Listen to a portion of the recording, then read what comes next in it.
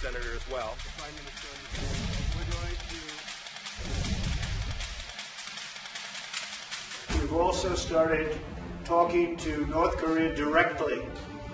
We have had direct talks at very high levels, extremely high levels, with North Korea. It's possible things won't go well or we won't have the meetings, and we'll just continue to go along this very strong path that we've taken.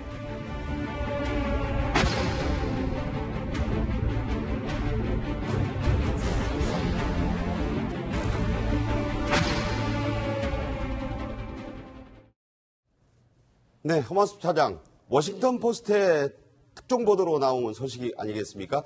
부활절 주말에 이루어진 이 극비 평양 회동, 트럼프가 아니었고 폼페이오였습니다. 그렇죠? 예, 그렇습니다. 미국 국무장관 내정자인 마이크 폼페이오 중앙정보부 국장이 트럼프 대통령의 특사 자격으로 평양을 극비리에 방문하여서 김정은과 직접 면담을 했다.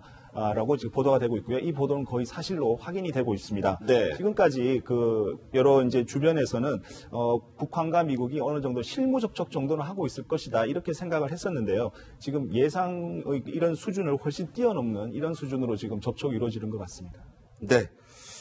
김정봉 실장님. 네. 이게 이제 처음에는 트럼프 본인이 만난 것처럼 알려졌었고 평양 회동이 이제 극비에 이루어졌다 이런 놀라운 보도 속에 김정은을 직접 만났을 것이냐 아니면 김영철도 배석을 했을 것이냐 여러 가능성이 나오고 있어요. 어떻게 보십니까? 김영철은 배석을 했을 겁니다.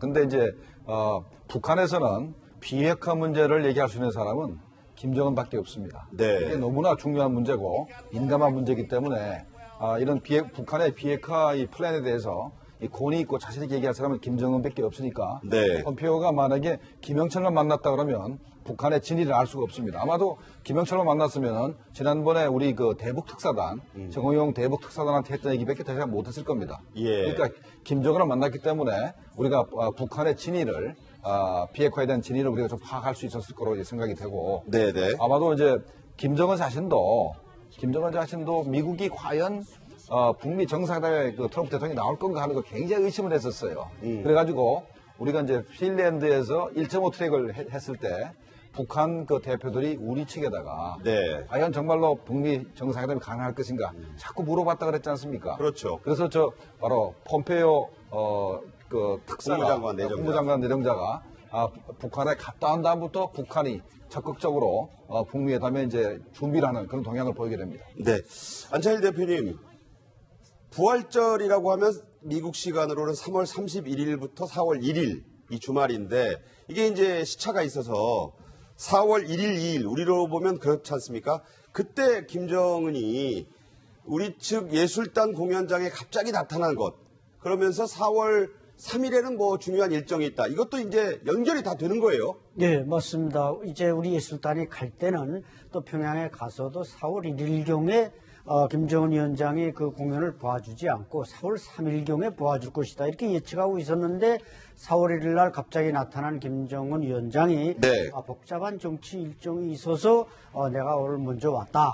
그러니까 4월 3일쯤에 과연 무슨 일정이 있어서 김정은이 먼저 왔느냐 여러 가지 이제 말들이 많았습니다만 그랬죠. 지금 추론해 보건대 분명히 폼페이오를 그때 만나지 않았는가.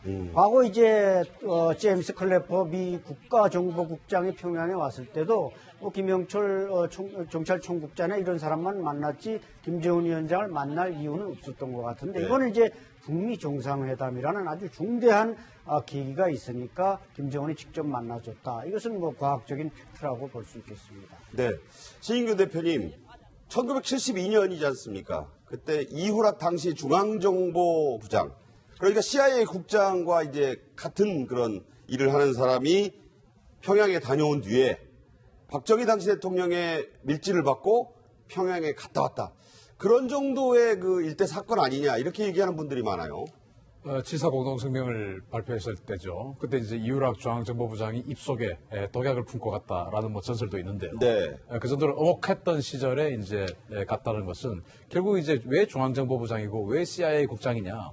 일단 은밀하게 추진해야 되기 때문에 네. 그러한 사람들이 그 여러 가지 도움을 그 기관의 도움을 받으면서 했을 가능성이 크고요. 또 중앙정보부 또 지금 CIA 이런 데는 계속 대통령과 한국 대통령 또는 좀 미국 대통령 각각의 대통령과 거의 매일 독대를 하는 자리이기 때문에 예. 가장 큰 독심이라고 할 수 있죠.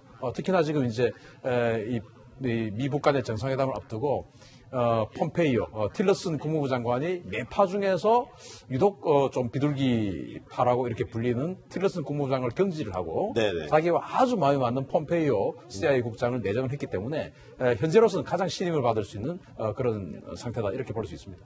자, 허만섭 차장. 이번 북미 정상회담 또는 뭐 연쇄적으로 이루어질 이런 회담들에 각국의 정보수장들이 활발히 움직이고 또 그런 중심으로 이야기가 전개되고 있다. 이런 분석이 가능하죠? 예, 그렇습니다. 그 정의용 서훈 그 특사단이 그 북한을 방문해서 이번 그 정상회담에 물꼬를 텄는데요. 그 중에서 이제 서훈 그 특사단 중에 일원인 그 서훈 국정원장은 우리나라의 정보수장이고요. 폼페이오 지금 국무장관 내정자 같은 경우에는 두 가지 직책에 지금 서로 걸쳐져 있는 상태입니다. 하나는 국무장관이고 하나는 CIA 국장으로 이렇게 돼 있는데요. CIA라는 것은 아시다시피 그 미국의 그 정보를 그 총괄하는 그런 기구입니다. 다만 여기서 우리 한 가지 주목해야 될 부분은 뭐냐면 폼페이오 국장은 지금 현재 국무장관 내정자 신분이기도 합니다. 그래서 2000년에 올브라이트 미국 국무장관이 평양을 방문해서 김정일을 당시 만났습니다. 클린턴 행정부 때요? 예, 클린턴 행정부 때인데요. 그때는 근데 클린턴 행정부의 말기였기 때문에 이것이 어떤 북한 핵 문제의 어떤 그 드라마틱한 어떤 해결이라든지 이렇게 연결되지는 않았는데 이번에는 네. 클린턴 정부의 초기입니다. 예, 그리고 지금 그 내정자 신분이긴 하지만 국무장관이기 때문에 뭐 김정은을 만났다는 것은 거의 틀림없다 이렇게 봐도 될 것 같습니다. 네. 폼페이오 국무장관 지명자, 지금 인준 과정이 진행이 되고 있어서 아직은 이제 국무장관이 안 됐지만 북한을 다녀오고 나서 이런 얘기를 하지 않았느냐는 발언이 최근 청문회에서 나왔지 않습니까? 그걸 한번 보고 북한을 이때는 갔다 온 상태입니다. 들어보죠. We talk about complete, verifiable reversal of his nuclear program. He's thinking about the sustainment of his regime. What are the tools? What are the assurances that can be put in place that aren't reversible? He's going to be looking for something more than a piece of paper. He's going to be looking for a set of conditions to be put in place so that he can undertake a task, denuclearizing his country that for decades no one believed could occur.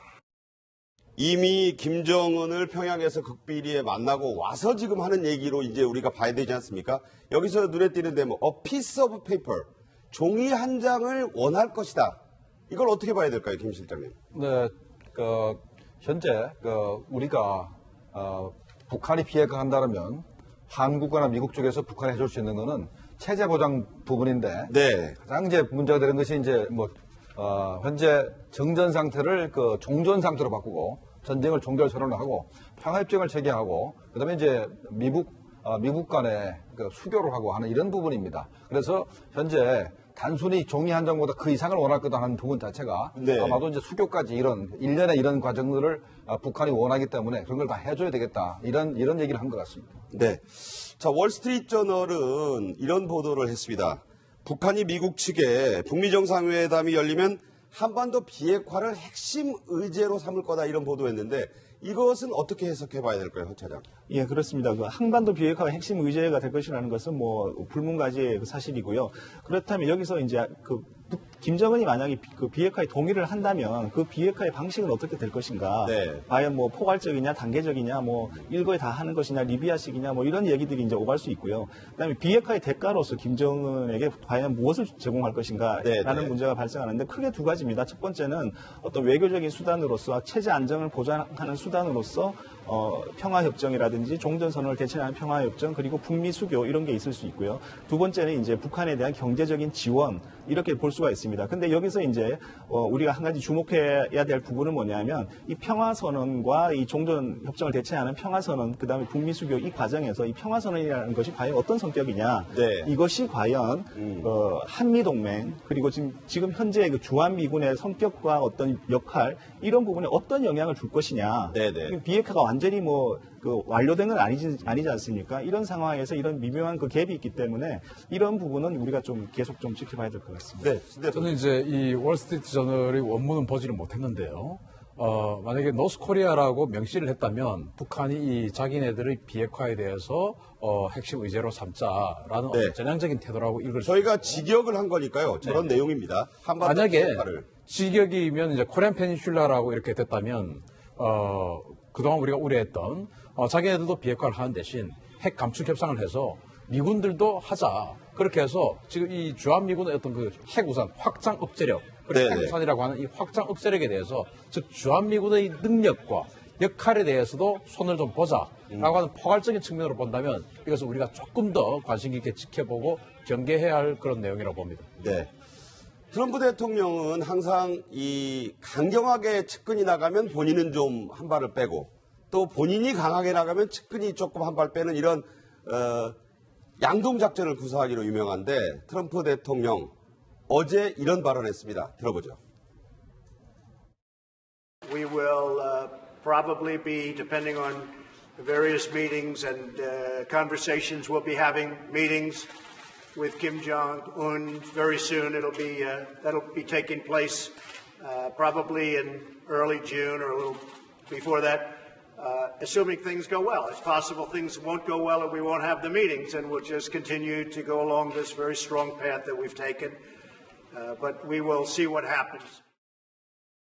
트럼프 특유의 어법입니다. We will see what happens. 무슨 일이 일어난지 좀 보자 하면서 한 얘기 중에 하나가 안 열릴 수도 있다. 이게 특유의 헌법 아니겠어요, 허 차장? 예, 그렇습니다. 이 부분은 이제 그 과거에 그 뭐 여러 가지 그 북한과 맺었던 협정이 있는데요. 그런데 그 협정이 제대로 지켜지지 않았지 않습니까? 네. 결국은 뭐냐면 비핵화를 할 때 얼마나 이걸 갖다 미국이 원하는 방식으로 이것을 김정은이 따라줄 것인가 이 부분이 굉장히 중요합니다. 네. 그리고 제가 지금 생각하는 가장 좋은 시나리오는 제가 일전에도 이 프로그램에서 한번 말씀드린 적이 있는데 네. 북한이 핵무기를 완전히 포기하고 그 숨겨놓은 핵무기까지 다 꺼내서 다 없애버리고 그리고 이제 그 북한과 미국이 수교한 다음에 북한이 진정으로 그 친미 국가가 되어서 우리나라에 미군이 주둔하는 이런 문제에 대해서 더 이상 시비를 걸지 않는 이런 상황이 되는 것이 제일 바람직한 시나리오가 아닌가라는 생각이 듭니다. 네, 이와 관련해서 미군의 태평양 사령관, 그러니까 우리나라 안보와 함께 아시아, 이 동아시아의 안보를 책임지고 있는 태평양 사령관의 발언도 저희가 주목을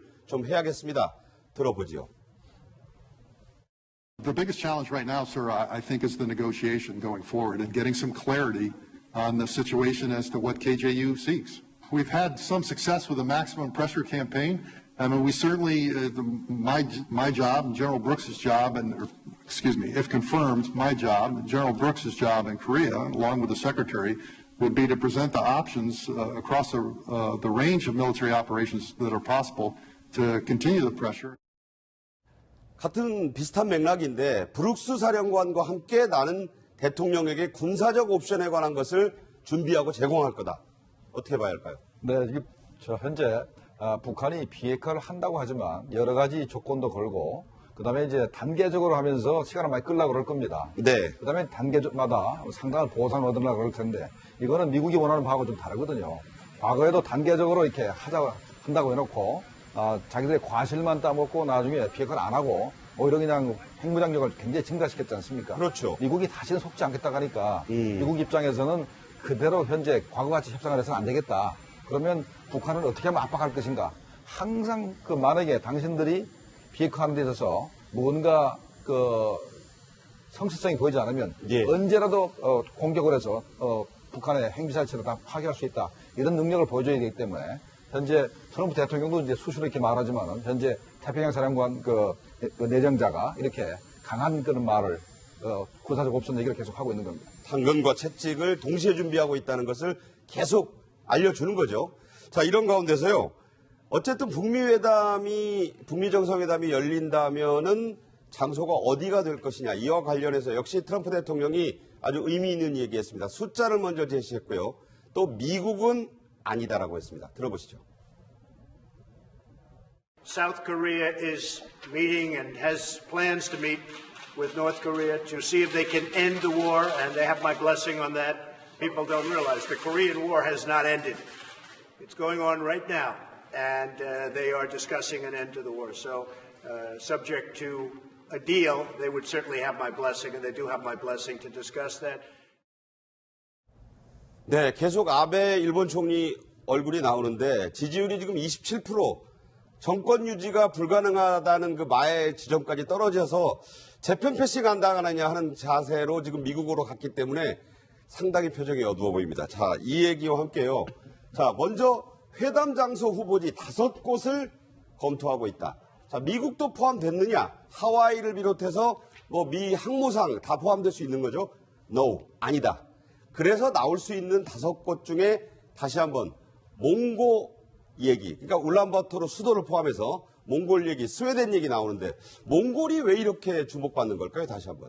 몽골은 이제 북한도 선호하는 지역이고 또 지정학적으로나 지리적으로 미국 대통령이 오는 장소도 좋고 북한의 김정은 위원장이 가는 장소도 이제 좋은 곳입니다. 네. 그래서 아마 제가 볼 때 이 5개 장소는 지금 평양, 판문점, 뭐 제주도, 울란바토르, 그다음에 스톡홀름, 스웨덴. 예, 스웨덴. 예, 일단 보시다시피 지금 미국은 하지 않았습니까? 레이간이 아마 폼페이오가 갔을 때 아마 중요하게 아젠다 못지않게 장소 문제를 논의했는데 그때 아마 김정은 위원장이 난 미국은 어렵습니다. 이렇게 확실하게 답변하지 않았나 이렇게 예측이 되고 네. 일단은 아마 베트남설도 나옵니다만은 이 두 지도자 모두 역사적인 장소를 원할 겁니다. 이번에 네. 우리가 정상회담을 한 장소가 역사에 남아야 된다. 그렇다면 아마 베트남 정도도 베트남은 어떻게 보면 공산화 통일이 됐으니까 김정은 위원장에도 선호하는 대상이 되고 또 지금 베트남은 친미 국가로 가고 있으니까 트럼프 대통령에게도 유리한 지역이고 네, 네. 그래서 아마 5곳이 지금 대충 윤곽이 드러났습니다만은 제 생각으로는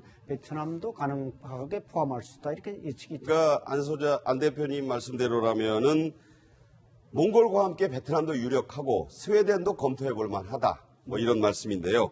자, 이런 가운데 정의용 실장이 현 차장 오늘 이 기자회견을 해서 평화선언 아까 그 얘기를 했는데 트럼프 대통령도 어찌 보면 이게 미리 의도하고 얘기한 거 아니냐. 뭐 천기누설이라고 저희가 제목 붙여봤습니다만 남북은 종전 문제를 논의하고 있고 나는 이 논의를 축복한다. 정말로 축복한다. 자, 2번이나 축복한다는 말 썼어요. 어떻게 봐야 될까요? 네, 축복한다의 그 영어로 블레싱이라는 표현을 썼는데 외교적으로는 이것은 뭐 축복한다는 의미 외에 뭔가 좀 승인을 해주겠다라는 이런 의미도 같이 컨펌한다 뭐 그런 걸로도 볼 그런 수 있다. 의미가 있고요. 그래서 이것은 뭐 그 액면 그대로 받아들였을 때 이것은 좀 진심으로 이렇게 또 그 이런 논의에 대해서 동의를 한다라는 쪽으로 이해할 수도 있겠습니다. 왜냐하면 우리 정부에서도 말했듯이 그 북한과 그 한국과의 대화보다는 오히려 그 한국과 미국과의 대화에 더 신경을 쓰고 있다 뭐 이렇게 좀 얘기를 하고 있지 않습니까? 그래서 네네. 이런 부분에서 절충이 이루어지고 있다라고 볼 수는 있는데 그러나 다만 이런 또 그 가능성을 생각해 볼 수 있습니다. 그게 뭐냐면 북한에서 만약에요 비핵화 의지를 갖다 우리는 밝혔다 이렇게 네. 정상회담에서 이렇게 얘기했을 때 그걸 가지고 비핵화 의지를 가지고 만약에 그러면 평화 종전선언 이것을 하자 이렇게 이제 해서 합의가 된다고 치면 저쪽은 의지만 밝힌 건데 여기는 종전선언을 해버리는 거거든요. 네. 그렇다면 이쪽에서 비핵화 의지를 밝히면 이쪽에서도 그러면 종전선언의 의지를 밝히자라고 의지 대 의지로 가는 이런 식의 어떤 대등한 어떤 그 합의라든지 이것이 이루어지는 것이 일종의 상식적이라고 생각이 드는데 만약에 너무 너무 나가버려 가지고 예. 비핵화 의지 정도만 밝혔는데 종전선언을 해버리는다든지 이렇게 되는 부분에 대해서 약간 트럼프 대통령이 반어적으로 뭐 축복이라는 말로 견제하는 측면도 있지는 않는가라는 이런 생각도 좀 하게 됩니다. 네. 이제 관심을 8일 앞으로 다가온 남북정상회담 소식으로 이어가겠습니다. 보시죠.